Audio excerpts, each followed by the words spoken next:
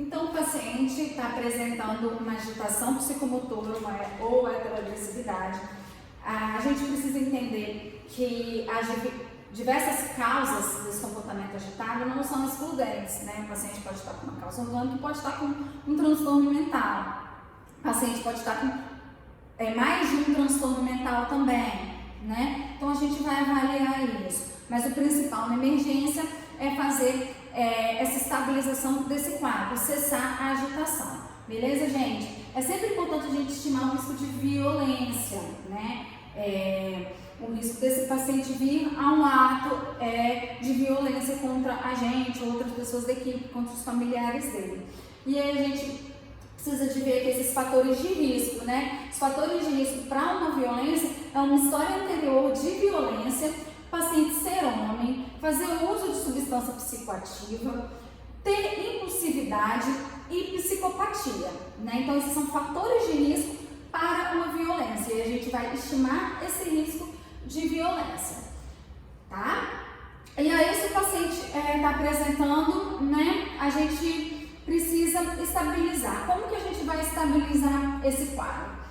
A gente pode fazer primeiro, deve fazer primeiro, medidas não coercitivas, né? Que são medidas comportamentais, ambientais, verbal. É você ter um manejo verbal desse paciente, falar com ele onde ele está, tentar acalmá-lo. Mas dependendo dessa agitação, ele não vai melhorar com as medidas não coercitivas. E a gente precisa fazer as medidas coercitivas, que aí são a contenção física e a contenção química, né? A contenção química é através das medicações e a física pela contenção mecânica em 4 pontos, que a gente vai ver mais pra frente. Então aqui tem uma abordagem, né? Mais um fluxograma para uma abordagem do paciente agitado ou agressivo.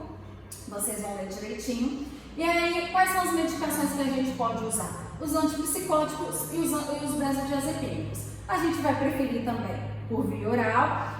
E aí, por via oral pode ser feito risperidona, olanzapina, haloperidol, lorazepam e o midazolam, tá? E por via intramuscular, o aldol mais a prometazina ou não, né? Pode ser com prometazina ou sem. A gente sabe que os pacientes com transtorno mental que chegam agitados, eles têm uma remissão melhor com o aldol mais a prometazina, tá? E pode ser feito também por midazolam. Paciente que chega com um quadro psicótico agitado, a gente vai preferir a primeira abordagem ser o aldol mais a prometazina.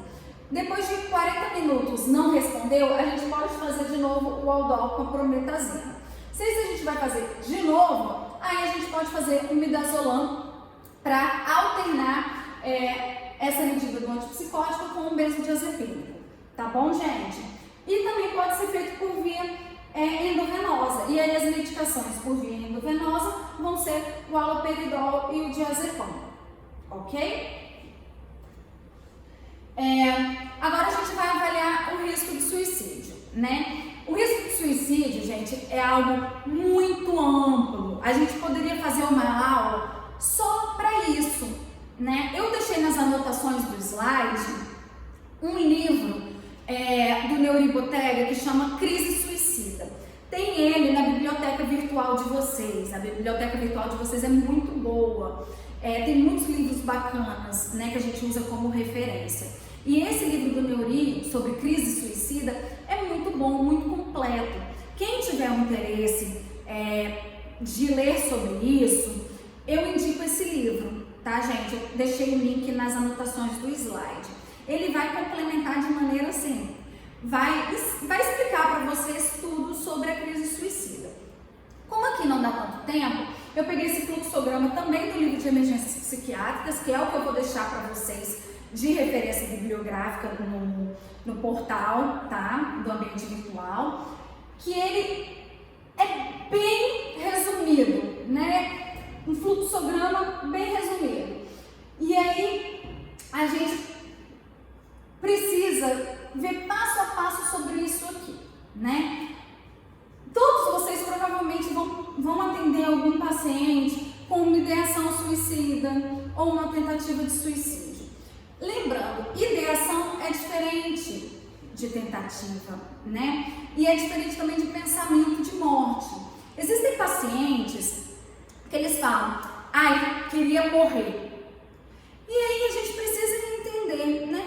Como é isso de querer morrer? E aí ele vai explicar, eu queria que Deus me levasse, né? Eu não seria capaz de fazer algo contra mim, mas se Deus pudesse me levar, eu ia achar ótimo. Geralmente isso é um discurso presente nos pacientes com depressão, né? E aí esse paciente apresenta risco? Pode ser que sim, mas é um risco baixo, né? Aqui a gente vai ver a classificação: baixo risco, médio risco e alto risco. E aí, esse paciente tem pensamento de morte, mas ele não tem uma ideação suicida, né? O paciente com ideação suicida, ele tem um pensamento, uma ideia de fazer algo contra a própria vida, né? De tirar a própria vida. Então, ele tem esse pensamento. E tem aqueles pacientes que têm o pensamento, a ideação, e tem o planejamento. Ele faz planos para aquilo. Então já é um estágio também maior, né? E tem aqueles que de fato tentaram. Então eles pensaram na morte, eles idealizaram, né? Tiveram essa ideação de fazer algo contra a vida deles, planejaram e executaram, né? Então são diferentes formas que isso pode se apresentar. Lembrando, pessoal, a gente sempre precisa perguntar do risco de suicídio para o paciente, né? A gente viu lá, eu cobrei uma questão de vocês, paciente com depressão, o que a gente precisa perguntar sobre suicídio, né? E aí como que a gente vai perguntar? Você tem pensado sobre morte? E aí ele vai falar. E aí a gente pode ir entrando aos poucos nessa avaliação do suicídio. Sempre bom lembrar também, perguntar sobre o suicídio não aumenta o risco do paciente fazer, pelo contrário, tá? Então a gente sempre precisa perguntar se ele pensa sobre isso, se ele tem essa ideação, essa vontade de cometer algo contra a vida dele. Isso vai proteger o paciente, que a gente vai poder tomar medidas para que isso não aconteça, tá bom? Então a gente sempre precisa perguntar. E aí a gente tem alguns fatores, né? Tem fatores de risco e fatores de proteção do suicídio. Aqui tem alguns fatores de proteção, vamos ver primeiro, né? O que protege a pessoa do suicídio? Um suporte social, um suporte familiar, paciente gestante, maternidade, né? Ter um filho. Muitas vezes o paciente fala, eu não faço nada contra mim por conta do meu filho, né? Eu tenho filho e tudo, então não posso faltar aqui na Terra, né? Eles falam muito isso. Então o filho acaba sendo um fator de proteção nesses casos. Religiosidade também é um fator de proteção, um estilo de vida saudável, ter habilidades em resolver conflitos e o acesso restrito a métodos, né, como por exemplo a arma de fogo, ao passo que ter acesso à arma de fogo é um fator de risco, né? Na época da greve da polícia, eu trabalhei lá no HPM, primeira coisa que a gente fazia com os militares que estavam apresentando algum sofrimento psíquico, a gente afastava a arma deles, tá? Então isso é muito importante observar. Afastar a arma, afastar facas, deixar sem acesso às medicações. Então isso são medidas protetivas, né? Protetoras para o paciente. Então a gente deve sempre atentar para isso, tá, pessoal? Enquanto que os fatores de risco, a tentativa prévia de suicídio, transtornos psiquiátricos, história familiar de suicídio, desesperança e impulsividade, o gênero, né? A tentativa de suicídio é maior nas mulheres, mas o suicídio é maior nos homens, tá? Então as mulheres tentam mais, mas os homens morrem mais por suicídio, tá ok? O estado civil, ser casado é um fator protetor, ser solteiro é um fator de risco. Ocupação, né, ter um trabalho é um fator protetivo, estar desempregado é um fator de risco. Doenças físicas é um fator de risco, né? Doenças autoimunes, doenças crônicas, traumas na infância também são fatores de risco, tá, gente?